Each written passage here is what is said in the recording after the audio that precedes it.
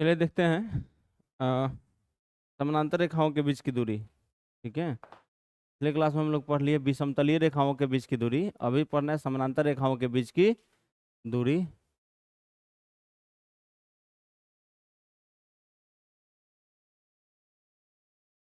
समानांतर रेखाओं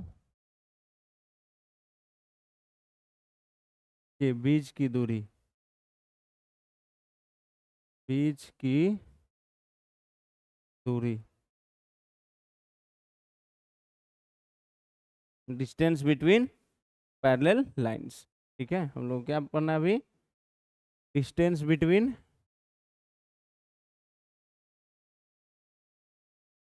between parallel lines.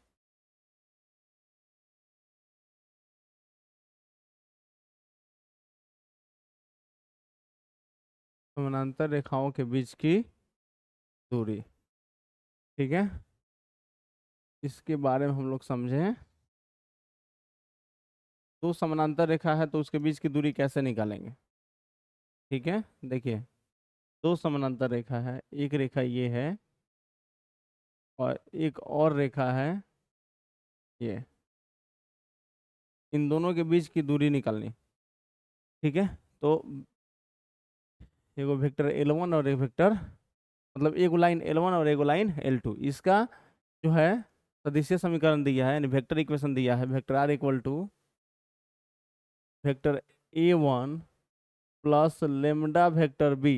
देखो यहाँ B1 नहीं लिखेंगे, दोनों पैरेलल हैं, तो पैरेलल है तो वेक्टर बी सेम रहता है। वेक्टर आर इक्वल टू क्या लिखते हैं? वेक्टर A2 प्लस यहाँ पर म्यू वेक्टर बी। समझ में आ रहा है बात? यानी दोनों लाइन क्या है, एक दूसरे के पैरेलल है। जब पैरेलल हैं तो हम लोग इसको चेंज नहीं करते हैं। ठीक है, ये वाला सेम रहता है, वेक्टर बी सेम है। ठीक है, जब दोनों पैरेलल हैं तो अगर नहीं, अगर दोनों, देखो दोनों रेखा अगर विषमतलीय कब होता? जब यहाँ पर वेक्टर B1 हो जाए, यहाँ पर वेक्टर B2 हो जाए। लेकिन यहाँ पर वेक्टर बी दोनों सेम है, तो इसको क्या बोलेंगे बताओ? क्या बोलेंगे? ये दोनों समानांतर है यानी पैरेलल है, तो इनके बीच की दूरी हम लोग को निकालना है। तो इनके बीच की दूरी कैसे निकालेंगे? तो इनके बीच की दूरी निकालने के लिए सबसे पहले देखो, ये बीच की दूरी निकालनी है हमको। ठीक है, ये बीच की दूरी कितनी होगी? तो देखो हम लोग क्या करते हैं, समझो ध्यान से, कि अगर इन दोनों के बीच की दूरी निकालनी है तो कैसे निकालेंगे? मान लीजिए हमको निकालना है, ये P है, ठीक है, और ये Q है, यानी PQ हम लोग को निकालना है। क्या निकालना है? PQ निकालना है। ठीक है, और देखिए PQ निकालना है। अब ये वेक्टर R जो है वेक्टर A1 से पास कर रहा है, वेक्टर B के पैरेलल है। वेक्टर R जो है वेक्टर A1 से पास कर रहा है और वेक्टर B के पैरेलल है। एक काम करते हैं, इसको लाइन L1 ले लेते हैं, समझाने के लिए ऐसा कर दे रहा है, क्योंकि तुम लोग बुक देखोगे तो दिक्कत होगा। इसको वेक्टर A1 है, इसको वेक्टर, ये लाइन L1 है, ये लाइन L2 है। ठीक है, देखो पहला लाइन किससे पास कर रहा है? वेक्टर A1 से। तो मान लो यहाँ पर कहीं पॉइंट है, ठीक है, ये क्या है, एक इसको मतलब पॉइंट, ये R है, इसका पोजीशन वेक्टर कितना है? Vector A1।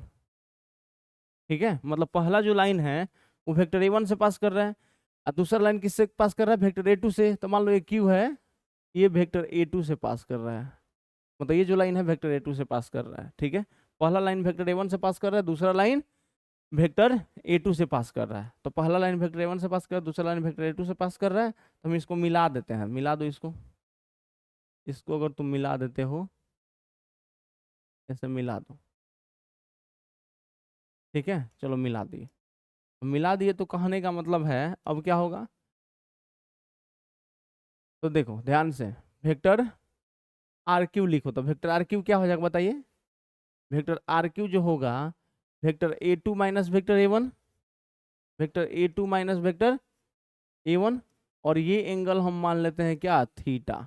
क्या मान लिए? थीटा। तो हम निकालेंगे अगर साइन थीटा, तो साइन थीटा क्या होगा? P/H।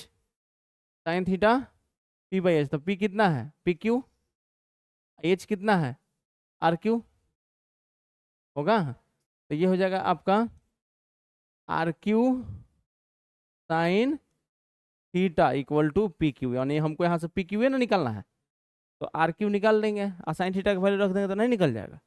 तो अगर ध्यान दीजिएगा कि पहला लाइन भी वेक्टर बी के पैरेलल, पहला लाइन वेक्टर ए वन से पास कर रहा है, दूसरा लाइन वेक्टर ए टू से पास कर रहा है, पहला लाइन वेक्टर बी के पैरेलल है, दूसरा लाइन भी वेक्टर बी के पैरेलल है, तो मान लो कोई लाइन जो है वो वेक्टर बी के पैरेलल है, ये दोनों लाइन वेक्टर बी के पैरेलल है, तो हम यहाँ पे एक लाइन खींच देते हैं। देखो कहने का मतलब ये लाइन खींच दें, इस दोनों के पैरेलल हुआ कि नहीं हुआ, अरे इससे बाहर भी खींच सकते हैं नो डाउट, मतलब हम इसको यहाँ पर भी खींच सकते हैं, इसको बढ़ा देंगे कि क्या एंगल बनाया है। तो अगर ये वेक्टर बी हुआ,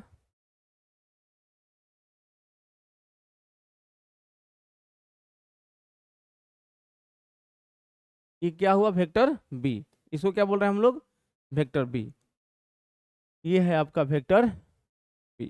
ठीक है, अगर ये एंगल थीटा है तो ये भी एंगल थीटा होगा कि नहीं होगा, सिंपल सी बात है, होगा कि नहीं होगा।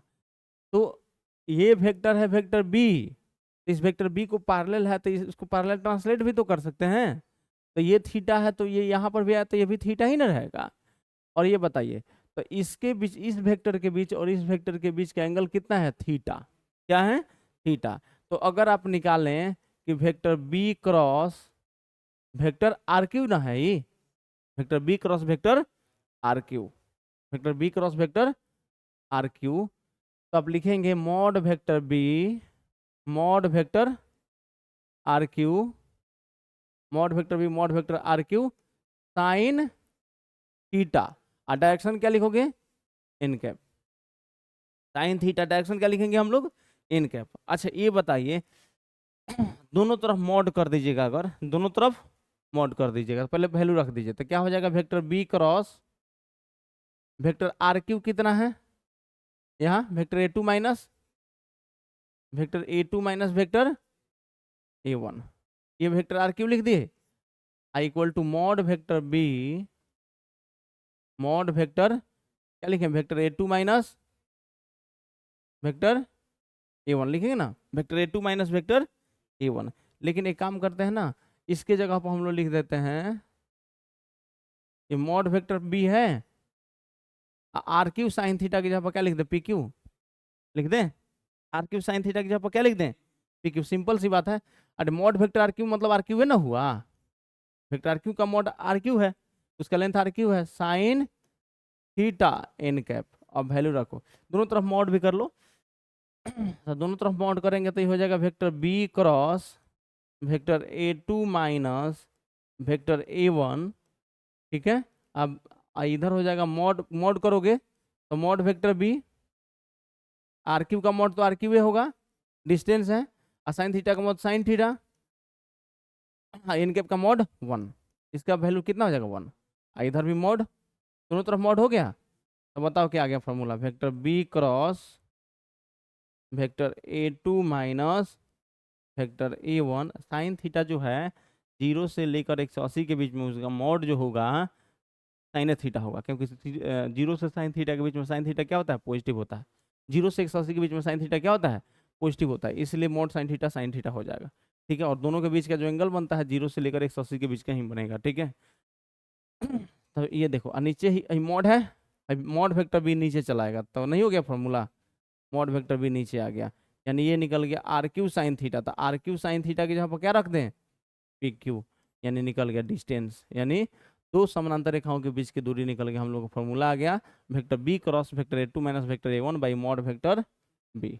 ठीक है, यानी distance between two parallel lines, इस फॉर्मूला से देंगे। ठीक है, एक क्वेश्चन कर लें, एक क्वेश्चन कर लेते हैं, एनसीईआरटी का जो क्वेश्चन है वो देखिए, क्वेश्चन है एग्जाम्पल नंबर 12 है, ये दिया हुआ है vector r equal to i cap plus 2 j cap minus 4 k cap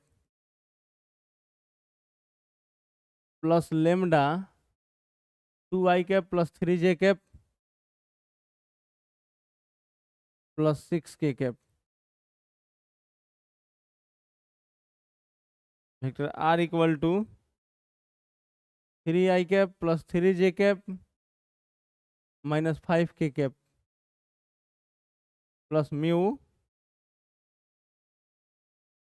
2i cap plus 3j cap plus 6k cap. यही है, सिंपल सी बात है। दोनों पैरेलल है, दिख रहा होगा। इन दोनों के बीच की दूरी निकालनी है। दोनों पैरेलल है, कैसे पता चल रहा है दोनों पैरेलल है? ये सेम है ना, तो दोनों के बीच की दूरी निकालिए। तो दोनों के बीच की दूरी निकालेंगे तो हम लोग को फॉर्मूला होता है, ये वेक्टर A1 हुआ और ये वेक्टर B हुआ, बताए ना। ये वेक्टर A2 हुआ और ये वेक्टर B हुआ, हुआ कि नहीं? तो हम लोग पहले vector A2 minus vector A1 निकालते हैं। क्या निकालते हैं? Vector A2 minus vector A1, क्योंकि फॉर्मूला में आवश्यकता है दोनों के बीच की दूरी। तो vector A2 minus vector A1 तक हटाओ, तो 3i माइनस आई 2i, 3j minus 2j plus j, अब minus 5k minus plus 4k minus k आ गया।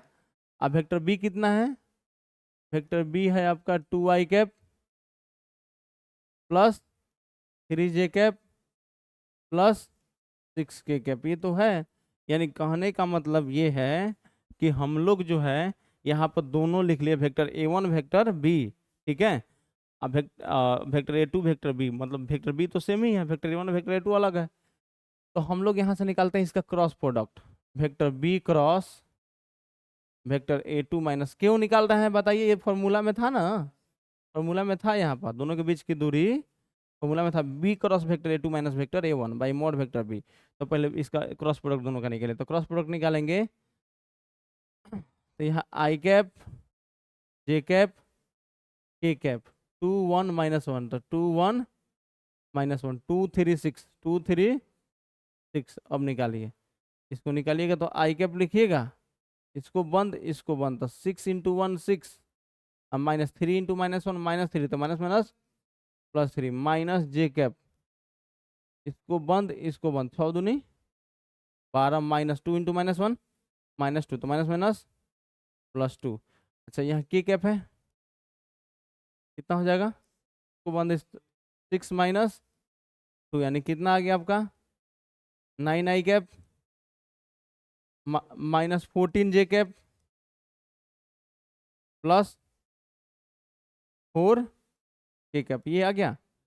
अब डिस्टेंस, दोनों के बीच की दूरी निकालिए, दोनों के बीच की दूरी, दोनों के बीच की डिस्टेंस डी लिख देना। डिस्टेंस क्या हो जाएगा दोनों के बीच का? फॉर्मूला होता है vector B cross vector A2 minus vector A1 का मॉड अब बाई मॉड वेक्टर B, यानी इसका मॉड बोल रहा है, इसका मॉड, यानी इसका मॉड करो, vector B cross vector A2 minus vector A1, इसका मॉड करोगे यानी vector B cross vector A2 minus vector A1। अगर हम इसका मॉड करेंगे तो मॉड हो जाएगा रूट अंडर, बताओ 9 का स्क्वायर 81 माइनस 14 का स्क्वायर 199 4 का स्क्वायर 16। अब जोड़िए इसको, 6 6 12 1 13 3, ठीक है। ये हो गया 9 1 10 10 8 18 1 19 1 1 2, यानी कितना हो गया? 200 रूट अंडर 293 आ गया। अच्छा अब वेक्टर B तो यहाँ पे रख देना, अब इसी का ना वैल्यू आ गया, रख दे रूट अंडर 293। अब वेक्टर B का मॉड निकालो, वेक्टर B है ये ना है, तो वेक्टर B का मॉड को निकालो तो रूट अंडर 2 का स्क्वायर 4 3 का स्क्वायर 9 6 का स्क्वायर 36, यानी 7 है, रूट अंडर 293/7 हो गया, यानी डिस्टेंस निकल गया। इन दोनों के बीच की दूरी फाइंड कर लिया हम लोग, निकाल सकते हैं ऐसे।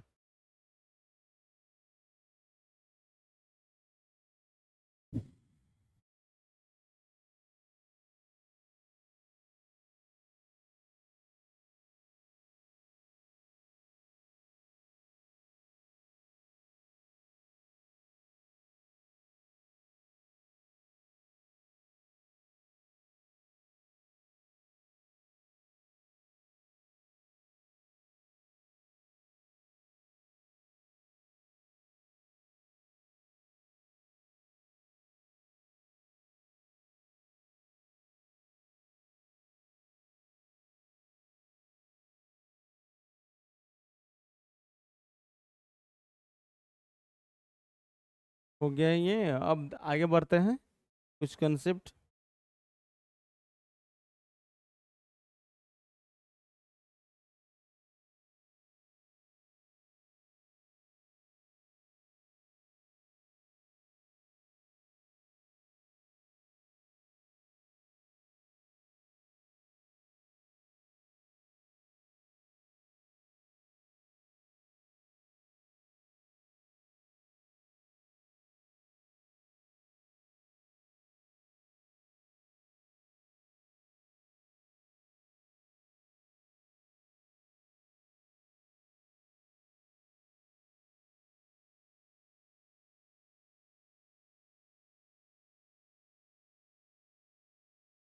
अभी पढ़ना है इसमें लाइन में कोप्लानरिटी ऑफ टू लाइन्स, मतलब दो लाइन जो है, ठीक है, दो रेखा समतलीय कब होंगे, इसके बारे में भी पढ़ना है। लेकिन वो थोड़ा प्लेन पढ़ाना पड़ेगा, प्लेन पढ़ा देंगे तो अच्छा समझ में आएगा। तो प्लेन पहले पढ़ा देंगे। लेकिन हाँ, प्लेन सीबीएसई में नहीं पूछा जाएगा, सीबीएसई में प्लेन चैप्टर नहीं पूछा जाएगा, ठीक है। स्ट्रेट लाइन केवल पूछा जाएगा। यानी कहने का मतलब है, इस एक्सरसाइज, पहला एक्सरसाइज सीबीएसई में पूछा जाएगा, 11.2 पूछा जाएगा, 11.1 और 11.2 बिहार बोर्ड में नहीं पूछा जाएगा, सीबीएसई में नहीं पूछा जाएगा, बिहार बोर्ड में पूछा जाएगा, ठीक है। देखा जाए आगे। तो कोप्लेनरिटी ऑफ टू लाइंस आगे पढ़ेंगे हम लोग प्लेन पढ़ लेने के बाद।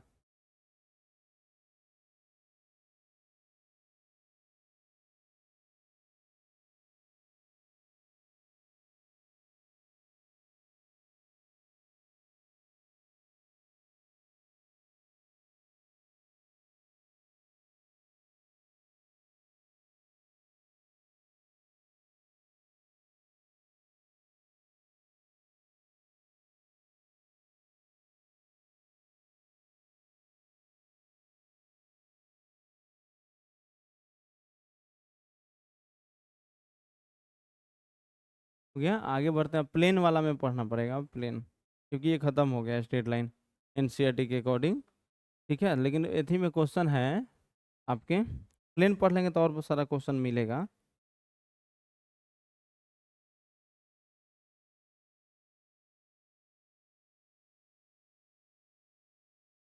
देखिए एक क्वेश्चन थोड़ा इसको समझ लीजिए आप लोग, इस टाइप का बोर्ड एग्जाम में 5 मार्क्स में पूछा जाता है। 5 मार्क्स में क्वेश्चन क्या है लिख देते हैं, क्वेश्चन यहाँ पर लिखते हैं। क्वेश्चन है, इंग्लिश में भी लिख देते हैं, हिंदी में भी लिख देते हैं। क्वेश्चन है कि उस रेखा का समीकरण निकालें, समीकरण निकालें, उस रेखा का समीकरण निकालें बिंदु जो बिंदु 1,2,-4, 1,2,-4, जो बिंदु एक -1,3, जो बिंदु -1,3, -1,3, -2 से होकर जा रहा हो। सुनिए क्वेश्चन सुनिए। उस रेखा का समीकरण निकाले जो बिंदु -1,3, -2 से होकर जा रहा हो, रेखा तथा रेखा x/1 = y/2 = z/3 तथा x + 2/-3 x + 2/-3 = y-1/2 = z + 1/5 पर लंब हो, पर लंब हो। ये क्वेश्चन आप लोग को एग्जाम में सब्जेक्टिव में 5 नंबर में पूछा जाता है। ये क्या है कि उस रेखा का समीकरण निकालें जो बिंदु -1,3,-2 से होकर जा रहा हो तथा रेखा इतना तथा इतना पर क्या हो, लंब हो। यानी इंग्लिश में बोल दे रहे हैं इसको, find the equation of a straight line which passes through the point -1, 3, -2 and perpendicular to the given lines x/1 = y/2 = z/3 and x+2 by -3 y-1/2 and z+1/5 इन दोनों पर परपेंडिकुलर हो। सिंपल सी बात है। अब कैसे इसको बनाएंगे, दोनों पर परपेंडिकुलर हो तो हम लोग कैसे बनाएंगे, ठीक है। तो सबसे पहले बात ये समझ लीजिए कि हम इक्वेशन लिखते हैं, एक पॉइंट से पास करने वाला लाइन का इक्वेशन, ठीक है। तो इसका अगर मतलब उस रेखा का समीकरण जो इससे पास कर रहा है, ठीक है, इससे पास करने वाला लाइन, तो इस जो लाइन है उसका डायरेक्शन रेशियो कुछ ना कुछ होगा। तो मान लो उसका डायरेक्शन रेशियो नजदीक अनुपात a, b, c है, यहाँ लिख देंगे। इसका सॉल्यूशन बनाएंगे ना बोर्ड में मतलब अगर एग्जाम में क्वेश्चन आता है बनाएंगे तो लिखेंगे माना उस रेखा का दिक अनुपात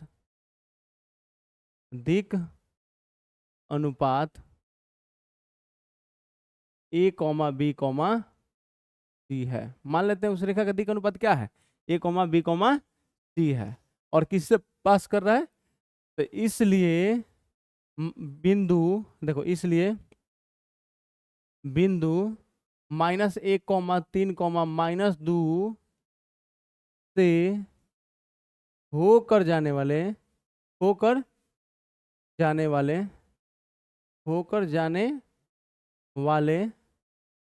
तथा दिक अनुपात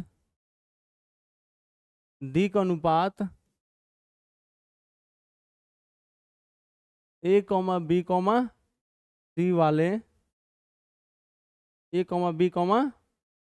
c वाले रेखा का समीकरण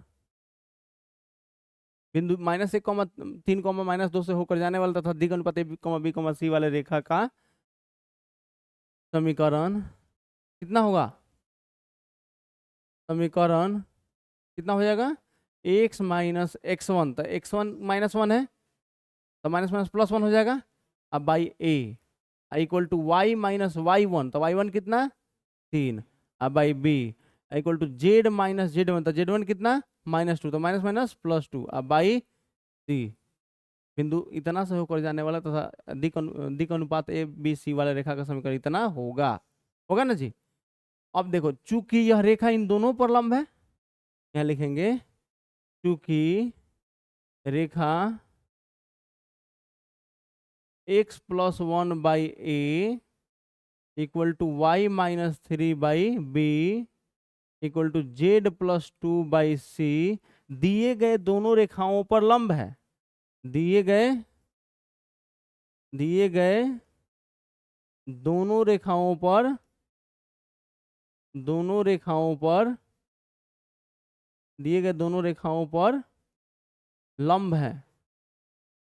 लंब है यानी परपेंडिकुलर है, इंग्लिश में भी बोल देंगे इसको, ठीक है। मतलब ये जो रेखा है ये दोनों पर लंब है, इस पर भी है, इस पर भी परपेंडिकुलर है, इस पर भी परपेंडिकुलर है। तो जब परपेंडिकुलर है, ये लाइन इस पर परपेंडिकुलर है, तो दो लाइन परपेंडिकुलर होता है तो कंडीशन क्या होता है, a1 a2 + b1 b2 + c1 c2 = 0। Simple सी बात है। तो हम लोग लिखेंगे a1 a2 यानी a × 1, इसलिए a × 1 + b × 2 यानी 2b, ठीक है ना। a × 1 a लिखे direct, a × 1 a plus b × 2b, b × 2 यानी कितना 2b, c × 3 + 3c = 0। That is equation first. और ये इस पर भी परपेंडिकुलर है, देखो परपेंडिकुलर है तो सबसे पहले हम लोग कार्टेशियन इक्वेशन दिया रहता है, कार्तीय समीकरण, तो x y z का कोफिशिएंट 1 होना चाहिए। तो इसमें भी x y z का कोफिशिएंट 1 है, 1 है, 1 है, 1 है, 1 है, 1 है, तो तब दिक्कत नहीं है, ठीक है, लगा दो डायरेक्ट। अब बताओ तो ये क्या हो जाएगा, -3 × a -3a + 2 × b 2b + 5 × c 5c = 0। That is equation second. दो इक्वेशन हो गया हमारे पास। अब दो इक्वेशन है, दोनों एक दूसरे पर क्या है, सीधे से मतलब परपेंडिकुलर था। ये लाइन जो है इन दोनों पर परपेंडिकुलर था, तो कंडीशन होता है कि a1 a2 + b1 b2 + c1 c2 = 0। तो हम लोग क्या करेंगे, जब परपेंडिकुलर अभी दोनों को सॉल्व करेंगे, दोनों को क्या करेंगे, सॉल्व करेंगे। सॉल्व करके a b c का जो वैल्यू आएगा यहाँ रख देंगे, इसमें ए बी सी की जगह पर रख देंगे, इक्वेशन आ जाएगा। तो देखिए हम लोग क्या करेंगे, हम यहाँ से इक्वेशन लिखेंगे, इसको सॉल्व करेंगे पहले दोनों को। तो सॉल्व कैसे करते हैं, देखिए a + 2b + 3c = 0। दूसरा क्या है, -3a + 2b + 5c = 0। देखिए कैसे सॉल्व करते हैं, क्रॉस मल्टीप्लीकेशन मेथड, इसको बंद कर लीजिए। 2 × 5 10 -2 × 3 6 हो गया, इक्वल टू बी पर जाइए। तो बी बीच में जाइएगा ना, तो यहाँ उल्टा जाइएगा, यहाँ ऐसे ना आइएगा। -3 × 3 -9 -5 × 1 5 होगा, बोलिए ऐसे निकाल सकते हैं हम लोग। और इक्वल टू सी पर आइएगा तो फिर सीधा, जैसे देखिए कैसे किया, फिर से इसको बंद कीजिएगा तो 2 × 5 -2 × 3 हो गया, 2 × 5 10 -6 हो जाएगा। इस पर आइएगा तो उल्टा, ऐसे ना जाइएगा, ऐसे जाएगा, -3 × 3 -9 -1 × 5 5 होगा कि नहीं होगा। अच्छा इसके बाद क्या कर सकते हैं हम लोग, सी पर इसको बंद, अब सीधा फिर 1 × 2, अब यहाँ से ना जाके यहाँ से आएंगे, 1 × 2 2 -3 × 2 -6, तो माइनस +6 इक्वल टू के मान लेते हैं, क्या मान लेते हैं, के। तो ए का वैल्यू क्या आ गया बताइए, 10 - 6 4, तो 4 के हो गया, बोलिए। बी का वैल्यू क्या हो जाएगा, -14 के, और सी का वैल्यू क्या हो गया, 8 के, आ गया ना। तो यहाँ ए बी सी तीनों का वैल्यू मिल गया, इसलिए समीकरण जो हो जाएगा हम लिखेंगे, इसलिए रेखा का समीकरण